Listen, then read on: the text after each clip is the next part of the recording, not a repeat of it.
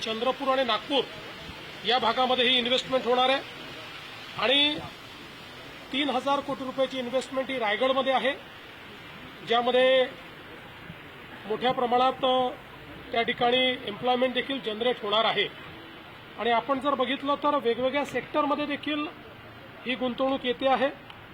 याच्यामध्ये ईव्ही बस आणि ट्रक आहे, याच्यामध्ये इलेक्ट्रॉनिक्स आहे, याच्यामध्ये स्टील आहे, याच्यामध्ये सोलर मॉड्यूल आहे, याच्यामध्ये डिफेन्स आहे आणि इतरही काही वेगवेगळ्या पद्धतीनं ही इन्व्हेस्टमेंट येते।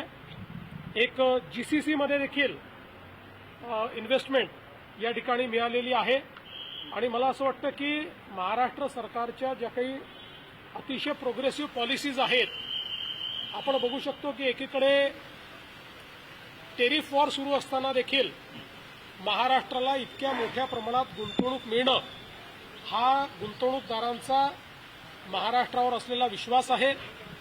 आपल्या उद्योग विभागाच्या माध्यमातून ज्या प्रकारे आपण मैत्रीसारखं एक पोर्टल तयार करून उद्योजकांना end to end digital experience दिलेला आहे, त्यांच्या गुंतवणुकीत सगळ्या मान्यता आपण त्यांना देतो आणि लवकरच आम्ही 100% जे लँड अलॉटमेंट आहे त्याचे डिजिटल पोर्टल सुरू करतो। त्यामुळे अशी अतिशय ट्रान्सपरंटली या ठिकाणी एक एक्सपिरियन्स हा गुंतवणूकदारांना येत असल्यामुळे मोठ्या प्रमाणात गुंतवणूक या ठिकाणी वाढते आहे आणि पुढच्याही काळात अशाच प्रकारे गुंतवणूक आपल्याला पाहायला मिळेल। सर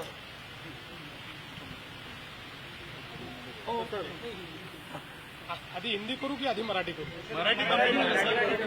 नांदेडमध्ये मोठ्या प्रमाणात मुसळधार पाऊस सुरू आहे। जवळपास 500हून अधिक नागरिक अद्यापही अडकलेले आहेत आणि लष्कराची तुकडी सुद्धा रवाना झाली आहे। सरकारची तयारी कशी आहे? नांदेडमध्ये खूप मोठ्या प्रमाणात पाऊस पडलेला आहे। मी सातत्याने तिथे संपर्कामध्ये आहे।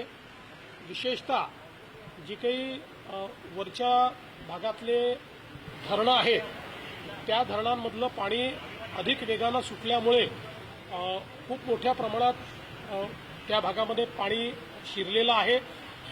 आपला संपर्क त्या ठिकाणी आहे। आता धरणाचं पाणीही आपण रेग्युलेट करायला लावलं आहे। बाजूच्या राज्यांची आपण चर्चा केलेली आहे, त्यामुळे ते रेग्युलेट केलं आहे। लोकांना बाहेर काढण्याचं काम केलेलं आहे। एनडीआरएफ त्या ठिकाणी होतीच, पण जो काही पाण्याचा वेग होता तो पाहता आपण लष्कराला देखील त्या ठिकाणी पाचारण केलेलं आहे आणि आता जी काही सगळी परिस्थिती आहे ती पूर्णपणे जे काही प्रशासन आहे प्रशासन योग्य प्रकारे हाताळत आहे।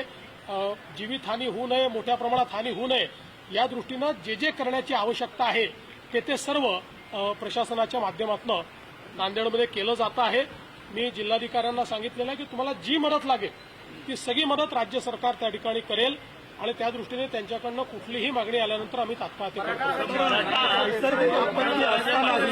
मोठ्या संख्येने गुंतवणूक दिसत नाही आंदोलकांकडून, पण त्यामुळे मुंबईवरती ज्या पद्धतीनं भार वाढतो आहे, ट्रॅफिक जाम झालेला आहे, त्या संदर्भात आपण काही मला असं वाटतं की आज सकाळी आंदोलक त्या ठिकाणी आलेले आहेत। श्री मनोज जरांगे पाटील हे उपोषणाला बसले आहेत।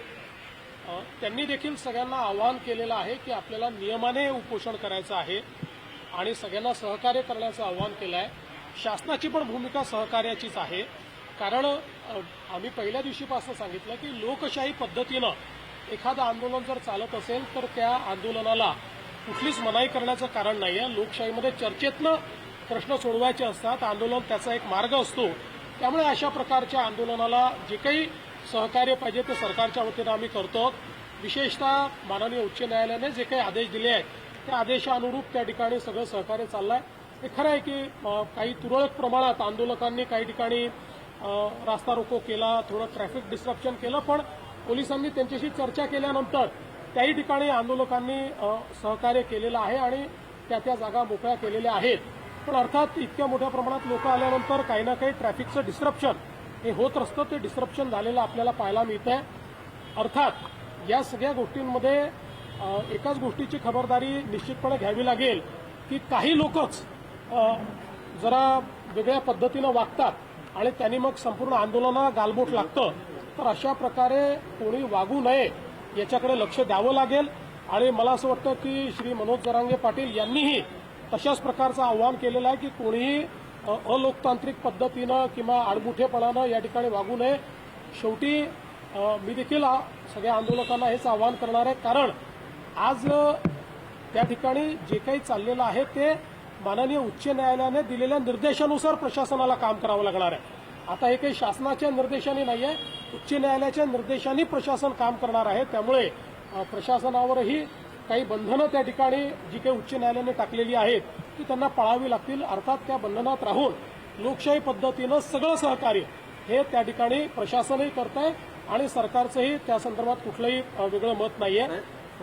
एक दिवसाची अट असताना सुद्धा एकतर एक दिवसापुरतं हे आंदोलनाला परवानगी होती, तर पुढे काय स्टँड करायचं त्यांचं म्हणणं असं मला त्यांनी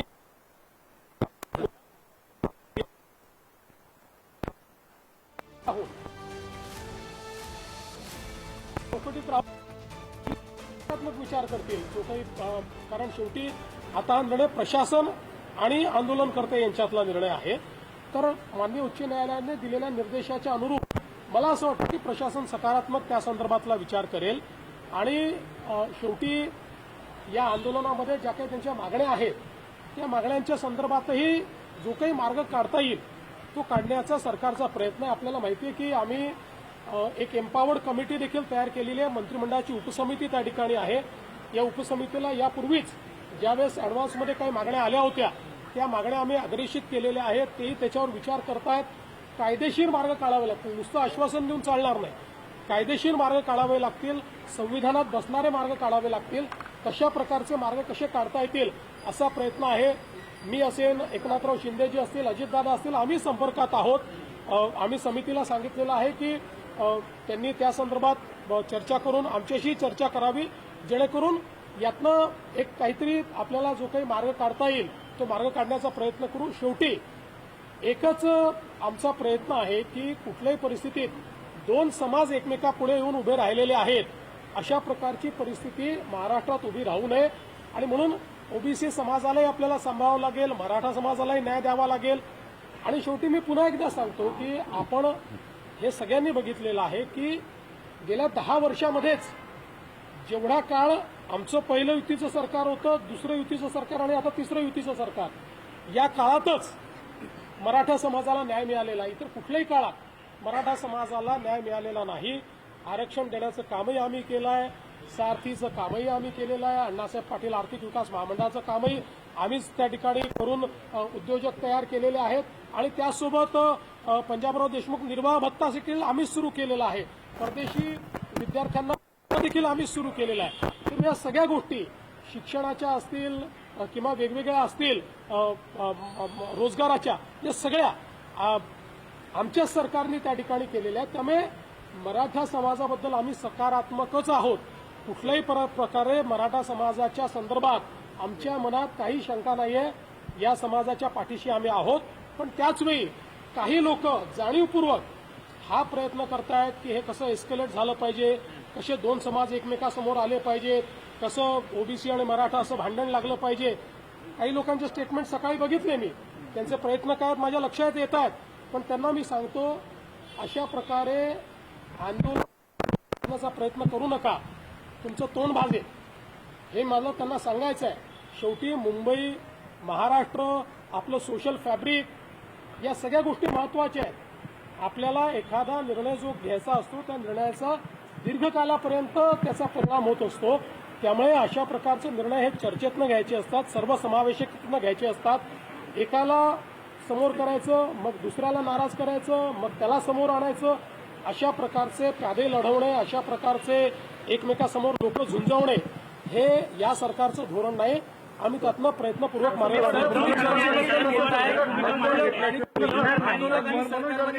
शिष्टमंडळ आणि उपसमितीचं शिष्टमंडळ ह्या दोघांमध्ये एक सकारात्मक चर्चा व्हावी आणि सकारात्मक चर्चेमधून या गणेशोत्सव काळामध्ये सणासुदीच्या काळामधलं आंदोलन हे काही कुठेतरी तोडगा निघावं. निश्चितपणे मी आपल्याला सांगितलं की आपण करताच ही समिती तयार केलेली आहे. ती समिती त्यांच्या ज्या मागण्या आहेत त्या मागण्यांवर विचार करते आहे, त्याच्यानंतर चर्चा देखील करेल. जी काही चर्चा त्या ठिकाणी आवश्यक आहे ती चर्चा करून तोडगा प्रयत्न करू असते. त्यामुळे आणि यापूर्वीही चर्चा एक प्रकारे कमिटीने सुरूच केलेली आहे, कारण मागण्यांवर कमिटीची एक बैठक देखील झालेली आहे आणि मग त्यातनं कमिटीने वेगवेगळे म्हणजे त्या मागण्यांच्या संदर्भात कायदेशीर पोझिशन काय आहे, आता शिंदे समिती आहे, शिंदे समितीचा अभ्यास कुठपर्यंत आलेला आहे, शिंदे समितीला ऑलरेडी एक्सटेन्शन देण्याचा ठराव देखील या कमिटीने घेतलेला आहे. त्यामुळे असं नाहीये की कमिटी काही करत नाही, कमिटी करतेच आहे. ही एम्पावर्ड कमिटी, शासनाचे सगळे अधिकार आहे कमिटी आहे. कॅबिनेट पुढे जावं लागत नाही. कॅबिनेटचे एखादा तो कॅबिनेटचा निर्णय म्हणजे मंत्रिमंडळाचा निर्णय मानला जातो. अशा प्रकारची कमिटी आपण तयार केली आहे. त्यामुळे मला असं वाटतं की निश्चितपणे त्यातनं जो काही तोडगा काढायचा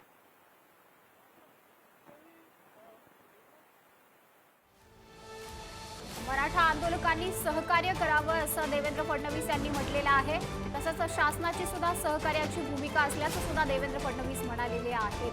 त्यांनी मराठा आरक्षणावरती हे विधान केलेलं आहे. आंदोलन पेटलं पाहिजे असा काही लोकांचा विचार असल्याचं फडणवीस यांनी म्हटलंय. यासह एखादा निर्णय करते त्यावेळेस तो कॅबिनेटचा निर्णय म्हणजे मंत्रिमंडळाचा निर्णय मानला जातो. अशा प्रकारची एम्पावर्ड कमिटी आपण तयार केली आहे. त्यामुळे मला असं वाटतं की निश्चितपणे त्यातनं जो काही तोडगा काढायचा तो आपण काढू. मात्र कुठेही लोकांना त्रास होईल असं वागणं हे योग्य होणार नाही. त्यामुळे माझं आव्हान आहे की लोकांना त्रास होईल असं कोणी वागू नये. सर, रेल्वे स्थानकांवर मोठ्या प्रमाणामध्ये आहेत आंदोलकांचे गेलेले आहेत. पाऊस आहे, पाठिंबा ते पण आम्ही मागे हटणार नाही आणि उठणार नाही अशी टोकाची भूमिका घेतली जाते. असं आहे की शेवटी चर्चेतनं मार्ग निघेल ना, चर्चेतनंच मार्ग निघत असतो. मला असं वाटतं की त्यांनाही माहिती आहे कायदे आहेत, व्यवस्था आहेत, समित्या आहेत. त्यामुळे सगळ्या गोष्टी एकदम सगळ्या पदरी पडतात असं नाही आहे. पण आपण चर्चेतनं मार्ग काढत असतो. आता मागच्या काळामध्ये आपण 10% रिझर्वेशन दिलं. आज अशी परिस्थिती नाही आहे. 10% आरक्षण लागू आहे. त्या आरक्षणाप्रमाणे भरती झाली आहे, भरती चालली आहे. त्याच्यामध्ये ते आरक्षण कुठेही कोर्टाने नाकारलेलं नाही. कोर्टात आरक्षण आतापर्यंत नीट टिकलेलं आहे. त्यामुळे आत्ताची परिस्थिती अशी नाही की मराठा समाजाला आरक्षण नाहीये, ते ऑलरेडी आहेच. मराठा समाजाचं आरक्षण टिकलेलं आहे. पण एक गोष्ट मात्र निश्चित आहे की वेगवेगळे पक्ष जे या संदर्भात सोयीची भूमिका घेत आहेत त्या पक्षांना माझं आव्हान आहे की सोयीची भूमिका घेऊ नका. भूमिका घ्यायची तर ठाम भूमिका घ्या. ठाम भूमिका घेताना दिसत नाही. आम्ही तर बोललोच होतो, याचंही करा त्याचंही करा, अशा प्रकारची भूमिका नको. जे कायदेशीर आहे ती कायदेशीर भूमिका घ्या ना. तुमची भूमिका सांगा काय कायदेशीर भूमिका आहे. या संदर्भात ते भूमिका याकरता सांगणार नाहीत, कारण त्यांना समाजामध्ये भांडण होताना कुठेतरी त्यातनं राजकीय फायद्याचा वास येतो. आम्हाला राजकीय फायदा करून घ्यायचा नाही. आम्हाला सगळे समाज सांभाळायचे आहेत. आमचं सरकार इतक्या मोठ्या संख्येनं या ठिकाणी निवडून आलं कारण आम्ही सगळ्या समाजाला सांभाळलेलं आहे. सगळ्या समाजाने आम्हाला मतदान केलेलं आहे. त्याच्यामुळे आम्हाला सगळ्यांना सांभाळावं लागेल. सगळ्यांना सांभाळून सगळ्यांचे ॲस्पिरेशन्स जे आहेत ते ॲस्पिरेशन्स कसे पूर्ण करता येतील हे आम्हाला प्रयत्न करायचा आहे. सर रेल्वे स्टेशन सर एकीकडे महाराष्ट्र में होने वाले इन्वेस्टमेंट मागणी जरी जरांगे पाटील करत असले, काँग्रेस असेल किंवा ठाकरे गट असेल किंवा शरद पवार गट असेल, ते मात्र यावरती भूमिका घेत नाही. सरकारने निर्णय घ्यावा असं उत्तर दरवेळी. म्हणूनच मी मागतो, कारण या सगळ्या लोकांनी मागच्या काळामध्ये याच्या संदर्भात एक सर्वपक्षीय बैठकीत ठराव करून सह्या केलेल्या. आपल्याला सगळ्यांना माहिती आहे त्यांनी सह्या केलेल्या. त्यांचं पत्र आहे, पब्लिक डोमेनमध्ये पत्र आहे. त्यामुळे त्यांची भूमिका काय आहे ही त्या पत्रातनं बाहेर आलेली आहे. म्हणून मी म्हटलं की आता सोयीची भूमिका घेणं आणि लोकांची दिशाभूल करणं हे बंद केलं पाहिजे. या ठिकाणी आपल्याला महाराष्ट्राचं सोशल फॅब्रिक हे कसं नीट ठेवता येईल, आपली सामाजिक वीण ही कशी नीट ठेवता येईल हा प्रयत्न आपल्याला करावा लागेल. सर आंदोलनकर्ते आहेत ते स्थानकांमध्ये पाहायला मिळतात, कारण की पाऊस देखील आहे तो सुरू झालेला आहे मुंबईमध्ये. त्यामुळे रेल्वे स्थानकांवर सध्या मोठ्या प्रमाणामध्ये हे आंदोलनकर्ते. पण मला असं वाटतं की काही ठिकाणी आंदोलकांनी रास्ता रोको वगैरे केला, पण पोलिसांनी बोलल्यानंतर रस्ता त्यांनी रिकामाही केला. सर, आज पीएम मोदी ने जापान जाके महाराष्ट्र के इन्वेस्टमेंट की तारीफ की है. All credit goes to you. आज कितने एमओयू साइन हुए और क्या इन्वेस्टमेंट? देखिए, सबसे पहले तो मैं आपको बताना चाहता हूं कि महाराष्ट्र में आज हम लोगों ने 17 एमओयू साइन किए हैं. करीब 34,000 करोड़ के एमओयूज है. इसमें करीब 33,000 न्यू एम्प्लॉयमेंट जनरेट हो रही है।